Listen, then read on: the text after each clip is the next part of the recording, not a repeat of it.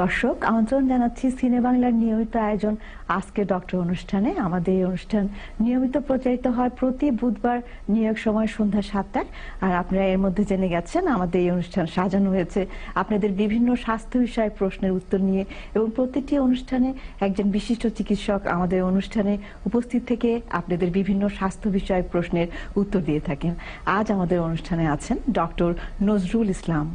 Doctor Nazrul Islam MBBS পাশ করেছেন Chittagong medical college থেকে, এরপর রেসিডেন্সি কমপ্লিট করেছেন ড্রেক্সেল ইউনিভার্সিটি ইন ফিলাডেলফিয়া বড়দের মানসিক রোগ অ্যাডাল্ট সাইকিয়াট্রির উপর। এরপর একই ইউনিভার্সিটি থেকে শিশুদের মনোরোগের উপর ফেলোশিপ সম্পন্ন করার পর বর্তমানে অ্যাটেন্ডিং ফিজিশিয়ান অথবা চাইল্ড সাইকিয়াট্রিস্ট হিসেবে কাজ করছেন medical centre at Princeton, new jersey. আসুন আমন্ত্রণ জানাই ডক্টর নজরুল ইসলাম। ধন্যবাদ সিনে বাংলা, and ধন্যবাদ ডাক্তার খাদের for inviting me this evening. Sure. দর্শক, আজ আমরা কথা বলছি শিশুদের বিভিন্ন মানসিক সমস্যা নিয়ে। আসুন কথা বলি ডক্টর ইসলামের সাথে। ডক্টর ইসলাম, শিশুদের সবচেয়ে কমন কোন মানসিক সমস্যাটা নিয়ে আপনারা বেশি সম্মুখীন হন? আমার মনে হয় আপনাকে আগে যেটা আমি বলবো, শিশু বলতে আমরা বুঝাইতেছি যারা স্কুল এজ 5 বছর থেকে 18 বছর। কমন যে মেন্টাল হেলথ গুলো আমরা দেখি এর ভিতরে হচ্ছে one of the common ADHD। ADHD মানে হচ্ছে attention deficit hyper activity disorder. এটা খুবই কমন। আমরা যদি আরেকটু সহজ করে বলে দিই, অ্যাটেনশন মানে হচ্ছে যারা যে যখন মনোযোগ দিতে পারবে না, এবং হাইপার অ্যাক্টিভিটি মানে বেশি চঞ্চলতা, এন্ড ইমপালসিভিটি। এখন এটা ADHD নামেই কিছুটা ইঙ্গিত দিতেছে যে এটা কি ধরনের সমস্যা। সাধারণত আমরা যেটা দেখি যে ADHD তে 3 ধরনের উপসর্গ থাকে। প্রথম যেটা, এটা আপনার অ্যাটেনশন ডেফিসিট, যেটা বাচ্চাদের সাধারণত ওরা অমনোযোগী,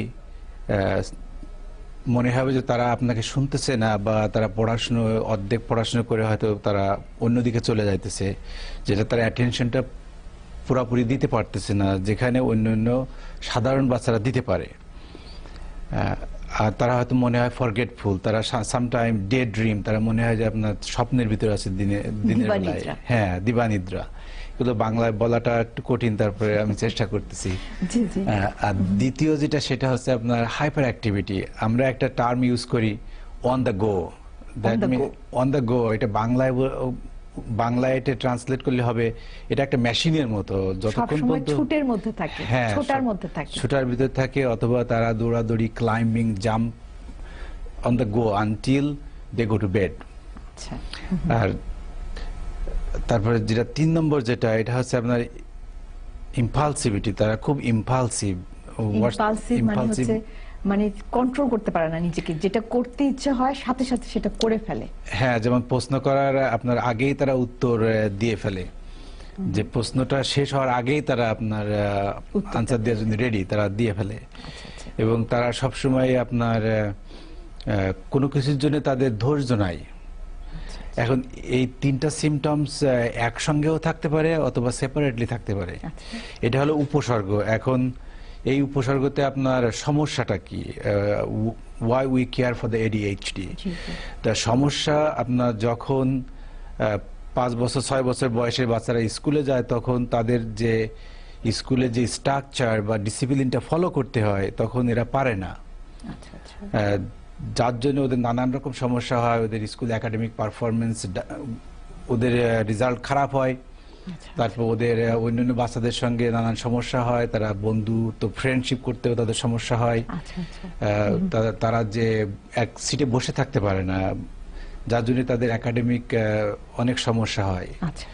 এখন যদি ওদেরকে এটা চিকিৎসা না দেওয়া হয়, তাহলে আলটিমেটলি ওই বাচ্চা কাচ্চাগুলো একাডেমিক রেজাল্ট খারাপ হবে। তারপরে তাদের স্কুল ড্রপ আউট হইতে পারে। প্রথমে কার নজরে আসে যে একজন শিশু এই অসুবিধায় ভুগছে? প্রথম কার নজরে আসে এই জিনিসটা? আসলে এই জিনিসটা প্রথম আসে সাধারণত স্কুল টিচারদের নজরে আসে। এখন মা বাবা তারা হয়তো এটা দেখতে দেখতে অভ্যস্ত, তারা এটা মনে ফিল করতে নাও পারে করতে পারে যে ছেলে জাস্ট হ্যাঁ। চঞ্চল। জি। তখন স্কুল টিচাররা তখন এই জিনিসগুলো আপনার স্কুল গাইডেন্স কাউন্সিলর অথবা দ্য প্যারেন্টসদেরকে তখন এটা আপনার ডিসকাস করে যে হয়তো এই বাচ্চাদের এই সমস্যাগুলো আছে। আচ্ছা আচ্ছা। এখন অনেক অনেক মা বাবা এটা জানে না যে এটা আসলে সমস্যা। আচ্ছা এটা ওই বাচ্চাদের ইটস নোবডিজ ফল্ট, তাদের এটা কোনো এটা জি জি। এটা নোবডিজ ফল্ট, এটা হচ্ছে আপনার একটা ডিজিজ যারা কন্ট্রোল করতে পারে না। এখন তারা যে ইম্পালসিভ বা হাইপার অ্যাক্টিভ বা আপনার ইনঅ্যাটেন্টিভ, কিন্তু ওই বাচ্চাগুলো জানে না। আচ্ছা জি জি। এখন এই উপসর্গ এবং তাদের এই যে সমস্যা হতে পারে, কিন্তু এইটা চিকিৎসা দিলে তাদের কি হবে, তারা চিকিৎসা যদি দেয়া হয়, চিকিৎসা কিন্তু খুবই সোজা। তারা একাডেমিক পারফরমেন্স তাদের ভালো হবে, তারা ভালো রেজাল্ট করবে এবং অন্যান্য 10টা ছেলে মেয়ের কাছাকাছি তারা বা একই লেভেলে তারা আপনার পৌঁছাতে পারবে। আচ্ছা আচ্ছা। এবং ফিউচারে তাদের কোয়ালিটি অফ লাইফ যেটা, এটা ভালো হবে। তারা চাকরি বাকরির ক্ষেত্রেও তারা তাহলে আমরা কম্পিটিটিভ প্রথম হবে। যেটা জানতে পাচ্ছি, প্রথমে আপনাদের স্কুলের টিচার নজরে করবে যে এই শিশুটি চুপচাপ সিটে বসে থাকতে পারছে না এবং সে ক্লাস ইনস্ট্রাকশন গুলো ফলো করতে পারছে না এবং সে ছুটাছুটি করছে। এই সমস্যা নিয়ে টিচার প্রথম তার বাবা মার কাছে এই কমপ্লেনটা করবে, রাইট? হ্যাঁ, বাবা মার কাছে কমপ্লেন করতে পারে। ডক্টর নজরুল, আমাদের মধ্যে একটা কল চলে আসছে, আমাদের সাথে আছেন দেলোয়ার। দেলোয়ার, আপনার প্রশ্নটা করুন। দেলোয়ার থেকে মফিজ করেছেন, দেলোয়ার থেকে মফিজ করেছেন। মফিজ, বলুন আপনার প্রশ্ন। হ্যালো, জি বলুন। আসসালামু আলাইকুম। ওয়ালাইকুম সালাম, বলুন। আসসালামু আলাইকুম। আমি ডাক্তার সাহেবের সাথে কথা বলতে শিওর, চাইছিলাম। বলুন বলুন আপনার প্রশ্নটা বলুন। আচ্ছা, আমার ওয়াইফের বয়স বর্তমানে 46। জি জি আমার ওয়াইফের বয়স বর্তমানে 46 ইয়ার্স ওল্ড। জি জি। সে 2008-এ ব্রেন স্ট্রোক করে। আচ্ছা।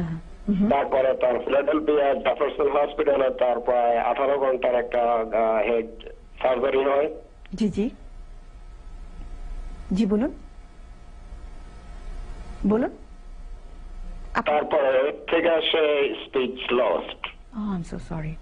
সে কোনো কথা বলতে পারে না, কিন্তু সব বুঝে এবং নিজে নিজে নিজেকে টেক কেয়ার করতে পারে, কিন্তু কোনো কথা বলতে পারে না ঘুরে এনে। যেমন কেউ যদি বলে যে ভাত খাইছো, সে মাথায় হ্যাঁ অথবা না মাথা নেড়ে উত্তর দেয় আর কি। আচ্ছা আচ্ছা আচ্ছা।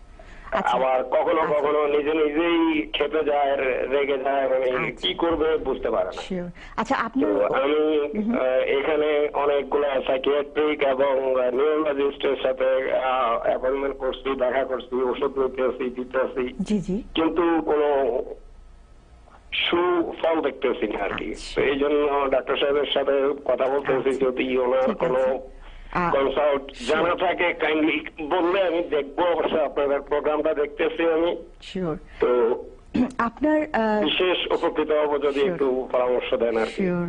আপনার ওয়াইফের বিষয়টি সত্যি খুবই দুঃখজনক, আমরা সত্যি দুঃখ প্রকাশ করছি, কিন্তু আসলে আজকে আমরা কথা বলছি শিশুদের মানসিক সমস্যার উপর। আমাদের অতিথি একজন শিশু মনোরোগ বিশেষজ্ঞ। আমরা আপনার কাছে আশা করব আপনি একজন বড়দের মনোরোগ বিশেষজ্ঞের কাছে চলে যাবেন এবং ওনার বর্তমানে কি সমস্যা হচ্ছে সিটি অথবা এমআরআই করে সেগুলো একটু বের করে নেওয়ার চেষ্টা করবেন। আমরা ভবিষ্যতে চেষ্টা করব আমাদের যখন আরেকজন অ্যাডাল্ট সাইকিয়াট্রিস্ট আসবেন তখন আপনি যদি আবার প্রশ্ন করেন তখন আমরা উত্তর দিতে পারবো। আমরা রিয়েলি সরি। আমরা চলে যাচ্ছি দর্শক ডক্টর ইসলামের কাছে। আমরা কথা বলছিলাম ছোটদের এডিএসডি অথবা attention deficit hyper activity disorder নিয়ে। আচ্ছা, যখন টিচার আপনাদের কাছে বাবা মার কাছে কমপ্লেনটা নিয়ে আসবে, বাবা মার কি করা উচিত?